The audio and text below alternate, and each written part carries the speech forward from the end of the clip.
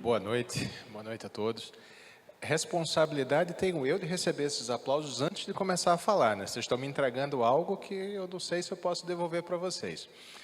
Mas eu quero fazer 2 agradecimentos. O primeiro deles, à OAB Sergipe, pelo convite que me foi formulado para estar aqui.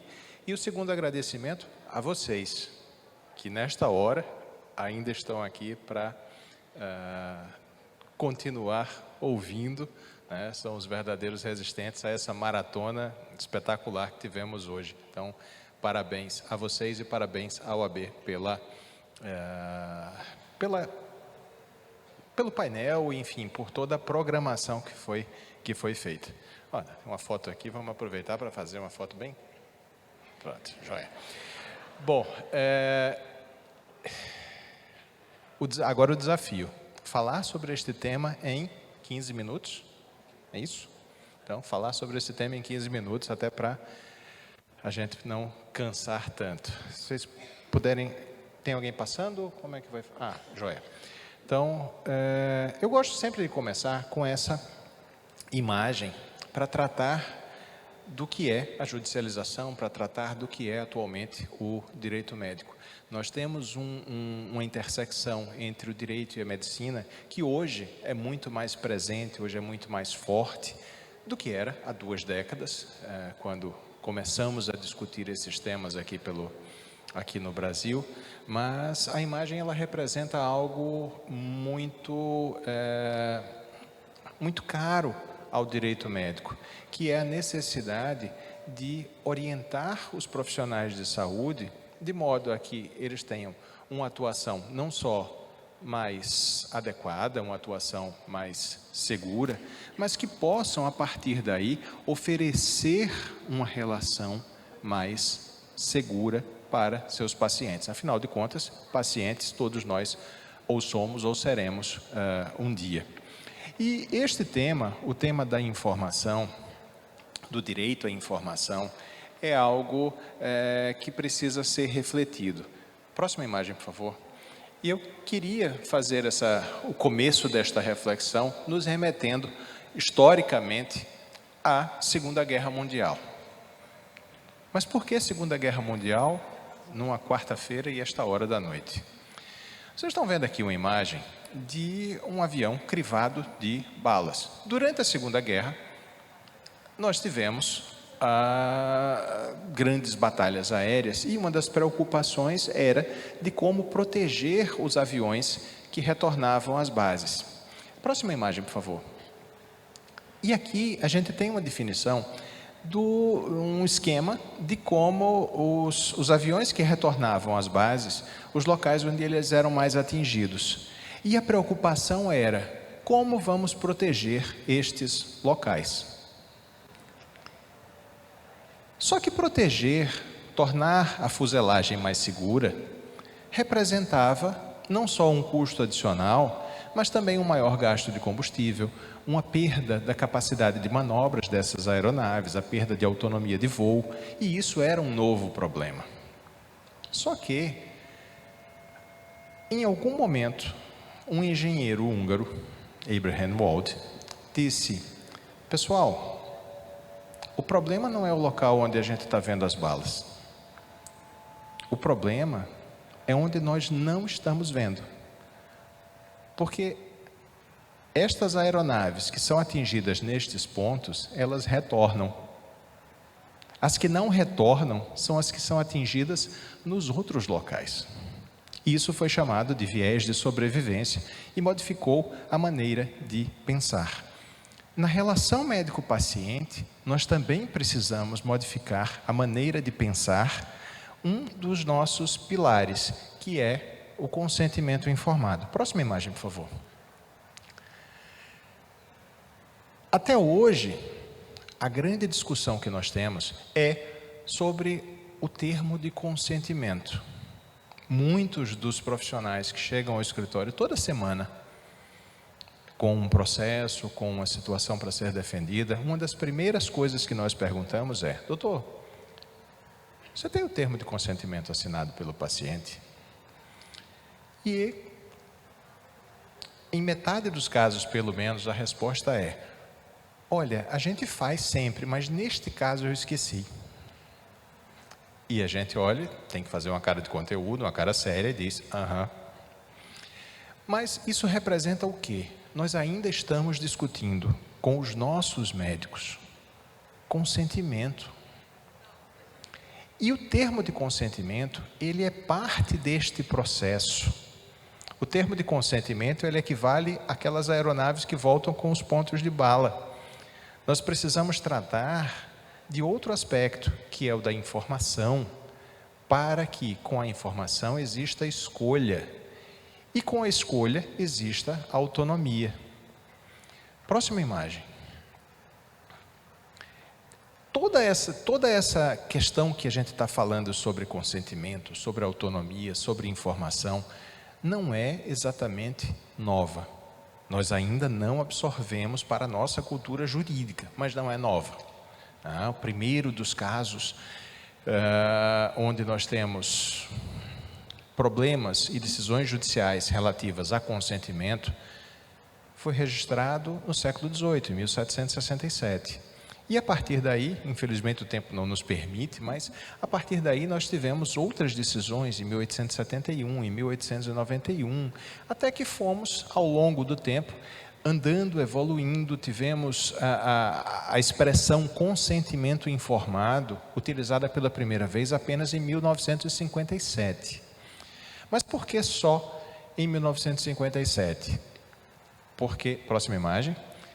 Porque só a partir dos julgamentos do Tribunal de Nuremberg, no fim da Segunda Guerra Mundial, e daí o link com aquelas imagens primeiras, é que nós tivemos uma preocupação com a coleta das provas de que o paciente, o sujeito de pesquisas, foi efetivamente informado, recebeu a informação adequada para consentir, para poder autorizar a realização de um determinado tratamento ou de uma determinada intervenção. Próxima imagem. Nós tivemos ao longo do tempo a evolução desse conceito, a Declaração de Helsinki, da Associação Médica Mundial, a Convenção Europeia de Direitos Humanos e Biomedicina, em 1997, a chamada Convenção de Oviedo, que privilegia a informação para a obtenção do consentimento. Ou seja, sempre depois de assegurar-se que o indivíduo entendeu a informação, ou a pessoa deve antecipadamente receber informações apropriadas acerca dos riscos, dos propósitos, da natureza daquele tratamento. Esta ideia foi sendo construída de que não só existe um direito a receber a informação, mas também um dever por parte do profissional de saúde, por parte do médico, de informar adequadamente. Não por acaso, isso também consta do nosso Código de Defesa do Consumidor. Próxima imagem, por favor. No Brasil, nós só começamos a discutir estas questões na década de 80. Em 1981, tivemos uma portaria do Ministério da Saúde que falava sobre um termo de conhecimento de risco. Vejam que a gente não chegou nem no consentimento informado, mas no conhecimento de risco, que já era alguma coisa. Em 1982, no ano seguinte, uma resolução do Conselho Federal de Medicina estabelecia também a necessidade, e aí pela primeira vez, de consentimento do paciente para a realização de procedimentos. Próxima imagem. Nós começamos a ter, dentro da nossa legislação, a inserção do conceito de que era necessário consentir. Em 1997, Lei de Transplantes de Órgãos já falava sobre consentimento. Próxima imagem. No ano de 2002, o Código Civil, no seu artigo 15º, falava sobre tratamento médico ou intervenção cirúrgica em que não se podia constranger ou submeter sem consentimento. No ano seguinte, 2003, o Estatuto do Idoso também reforçava esta ideia de que era necessário a obtenção de consentimento efetivo para, isso pressupõe informação, para a autorização de tratamento. Próxima imagem.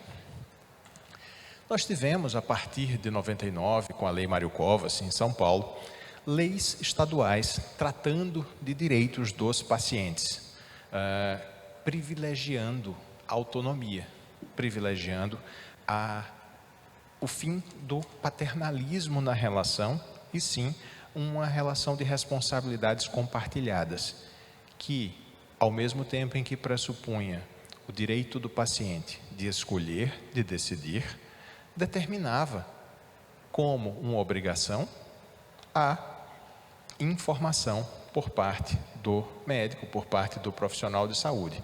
E São Paulo foi seguido por diversas outras leis estaduais, como a gente está vendo aqui na tela, diversos outros estados ao longo do tempo e a partir de 99, nos trouxeram estas informações. 5 minutos. Você me lembra isso daqui a uns 12 minutos, mais ou menos?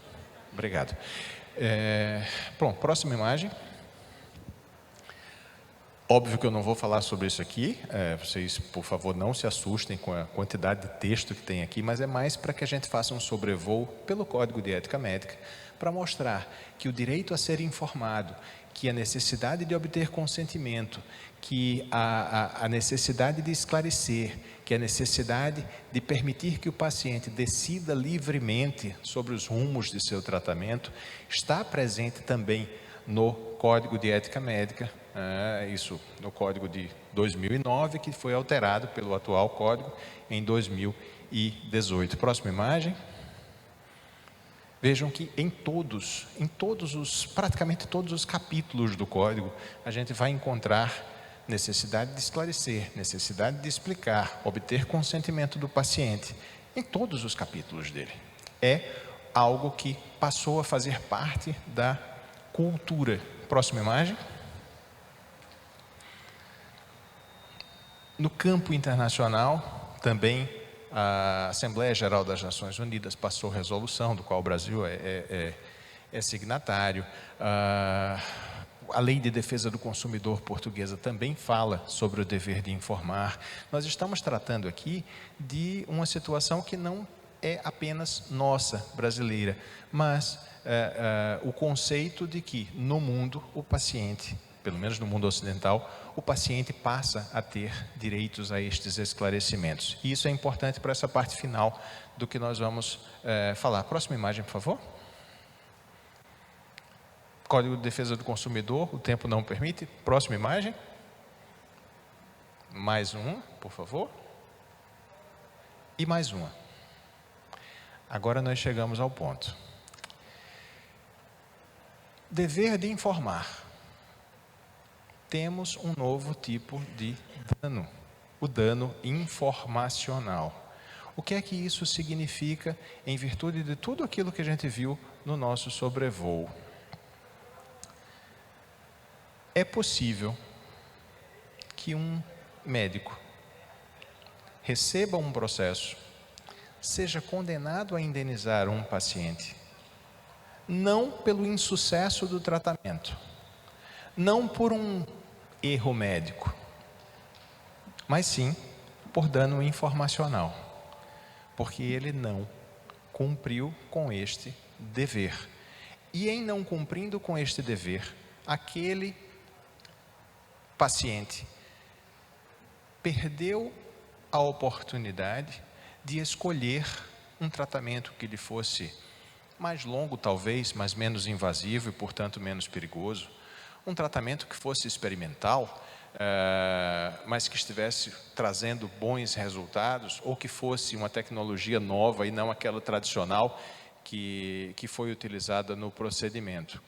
Vejam que nós não estamos falando em prejuízo efetivo, não estamos falando em dano, não estamos falando em erro, mas sim na quebra de um dever de informar dentro daquela relação que gera dever de indenizar. A possibilidade de uma condenação sem que se tenha um prejuízo efetivo. Hoje, um dos grandes pontos de discussão dentro do direito médico. Aqui uma decisão de Goiânia. Próximo slide, por favor. Aqui, uma outra decisão, no mesmo sentido, no Rio Grande do Sul, sobre falha no dever de prestar correta informação. Próxima imagem. Próxima imagem, por favor. Aqui uma decisão do Rio de Janeiro, também sobre a responsabilização civil do médico por falha no dever de informação, ou seja, 3 tribunais estaduais diferentes. E a próxima imagem, por favor, para a gente poder concluir, que eu já estou ali recebendo a... Estou saindo. Uma decisão do Superior Tribunal de Justiça relativa ao inadimplemento do dever de informação.